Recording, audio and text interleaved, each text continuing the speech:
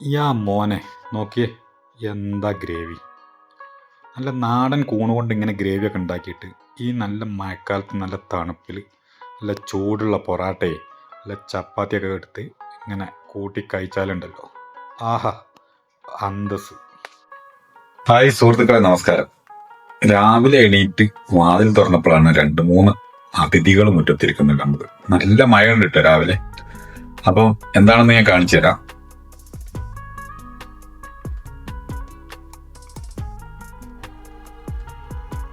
ഇതാണ് അതിഥികള്, കണ്ടോ? മുറ്റത്ത് തന്നെ 3-4 കൂണുകൾ വിടർന്നിട്ടുണ്ട്.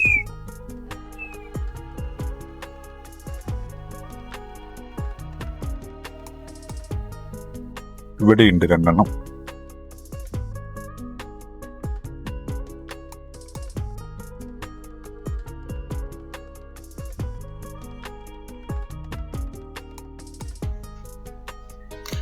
ഏതായാലും നമുക്ക് സർപ്രൈസായിട്ട് വന്ന അതിഥികളല്ലേ, ഇതിനെ പറിച്ചെടുക്കാം. ഞാൻ ആദ്യമായിട്ടാണ് കൂണ് പറിക്കുന്നത്. ഇങ്ങനെ തന്നെയാണെന്ന് വിചാരിക്കുന്നു.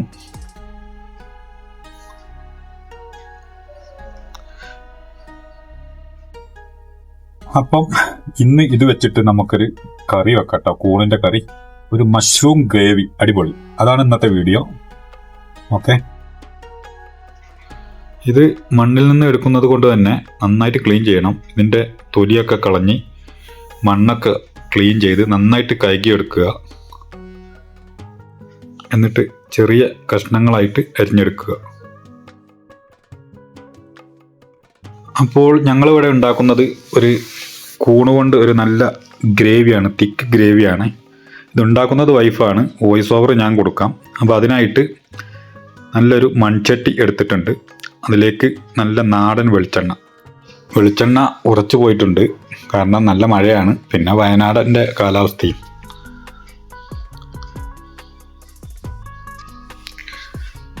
വെളിച്ചെണ്ണ ചൂടായി വരുമ്പോൾ ഇതിലേക്ക് കുറച്ച് കടുക് എടുത്ത് പൊട്ടിക്കുക. കടുക് പൊട്ടി വരുമ്പോൾ ചെറുതായി അരിഞ്ഞു വെച്ച സവാള, അതായത് കുഞ്ഞു കഷ്ണങ്ങളാക്കി അരിഞ്ഞു വെച്ച 2 സവാള നമുക്ക് ആവശ്യമുണ്ട്. അത് നന്നായിട്ട് വഴറ്റിയെടുക്കുക. അതിൻ്റെ ആ പച്ച മണമൊക്കെ പോയിട്ട് ഒരു ബ്രൗൺ കളറായിട്ട് വരണം. അപ്പോൾ ഇത് വഴറ്റാനും വേണ്ടി ആവശ്യത്തിന് ചെറുതായിട്ടൊന്ന് ഉപ്പിട്ട് കൊടുക്കണം.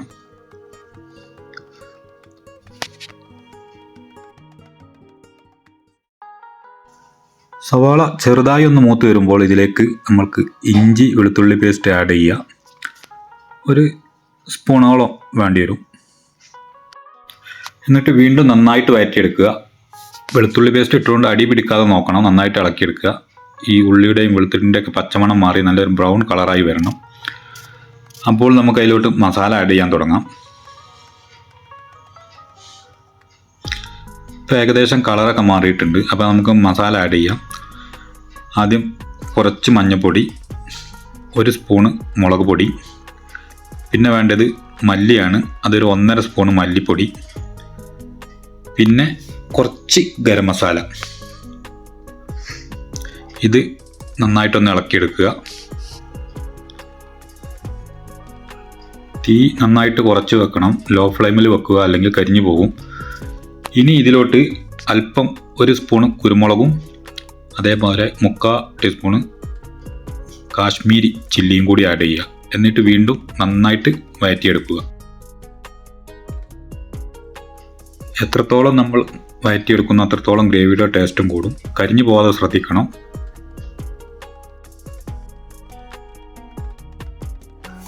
ഞങ്ങൾ മൺചട്ടിയിലാണ് ഇത് ഉണ്ടാക്കുന്നത്, കാരണം മൺചട്ടിയിൽ ഉണ്ടാക്കുമ്പോൾ അതിൻ്റേതായിട്ടുള്ള ഒരു വ്യത്യാസം ഉറപ്പായിട്ടും ഉണ്ടാകും, അതുകൊണ്ടാണ്. ഇനി ഇതിലേക്ക് നമുക്ക് തക്കാളി ആഡ് ചെയ്യുക. ഒരിക്കലും നമ്മൾ മസാല ഇടുന്നതിന് മുമ്പ് തക്കാളി ആഡ് ചെയ്യരുത്. അങ്ങനെ ആകുമ്പോൾ മസാല നമുക്ക് വഴറ്റിയെടുക്കാൻ പ്രയാസമായിരിക്കും, വെള്ളം ഒലിച്ചിറങ്ങുന്നത് കൊണ്ട്. പിന്നെ കുറച്ച് കറിവേപ്പിലയും കൂടി ഇട്ട് വീണ്ടും നന്നായിട്ട് വഴറ്റിയെടുക്കുക.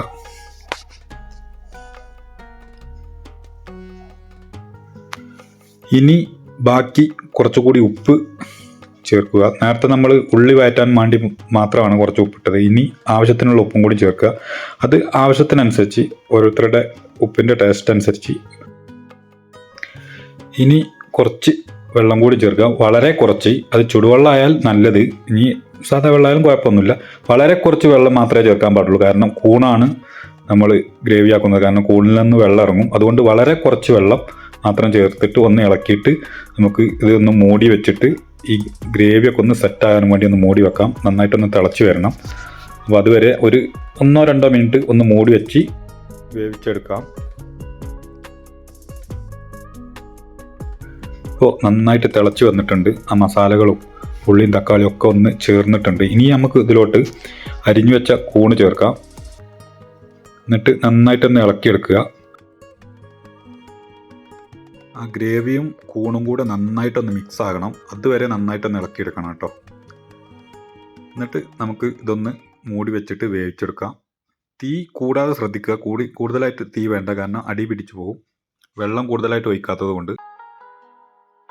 ഒരു 2 മിനിറ്റിന് ശേഷം വീണ്ടും ഒന്ന് ഇളക്കി കൊടുക്കുക. കണ്ടില്ലേ, കൂണിൽ നിന്ന് അത്യാവശ്യം നന്നായിട്ട് വെള്ളമൊക്കെ ഇറങ്ങിയിട്ടുണ്ട്. അതുകൊണ്ടാണ് വെള്ളം ഒഴിക്കണ്ടെന്ന് പറഞ്ഞത്. അപ്പോൾ അത്യാവശ്യം നന്നായിട്ട് കൂണിന്ന് വെള്ളമൊക്കെ ഇറങ്ങിയിട്ടുണ്ട്. ഇതൊന്നും കൂടി വേവിച്ചെടുക്കണം. വീണ്ടും ഒന്ന് അടച്ചു വെച്ച് നമുക്ക് വീണ്ടും ഒന്ന് വേവിച്ചെടുക്കാം.